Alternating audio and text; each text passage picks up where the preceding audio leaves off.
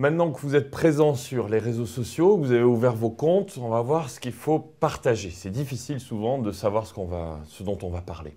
Le plus facile, c'est d'abord de le faire de manière quotidienne et puis sans trop y réfléchir finalement. Donc vous pouvez prendre votre smartphone, votre téléphone mobile et puis envoyer un texte court comme le format d'un SMS. Avant, il fallait faire des blogs ou des sites web compliqués. Aujourd'hui, c'est très simple. C'est aussi simple que d'envoyer un SMS. Vous pouvez partager une photo, envoyer une vidéo sur YouTube ou sur Dailymotion, simplement avec votre téléphone portable, parce que ça va créer un lien avec votre communauté. Ce que vous voyez d'intéressant, ce qui vous semble une anecdote, une affiche dans la rue, quelque chose d'original.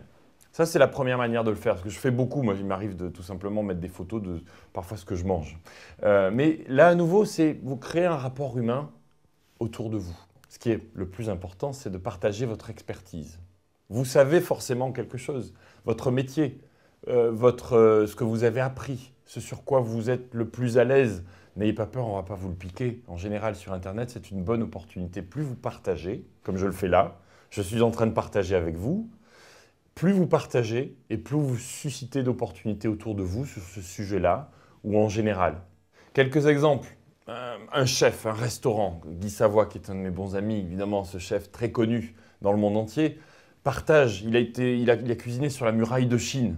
Il suffit de prendre son téléphone, faire une vidéo incroyable. Évidemment, on n'a pas tous des moments comme ça, mais chaque métier, chaque profession, chaque professionnel a quelque chose à dire d'incroyable. Un boulanger, j'adorerais apprendre sur comment il fait le pain, quelles sont les techniques. Un chasseur de tête, a énormément à partager sur la recherche d'emploi qui va intéresser des gens qui sont en recherche ou même des professionnels qui seraient intéressés à changer d'emploi. Le partage, c'est vraiment la base. Si vous aidez, si vous vous dites « je vais aider les personnes en ligne autour de ce que je sais faire », c'est une très bonne manière, un très bon état d'esprit.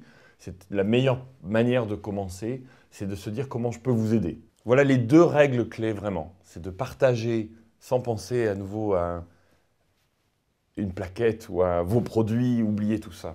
Faites-le comme quand vous racontez l'actu par exemple. Il se passe quelque chose, parlez-en à vos amis.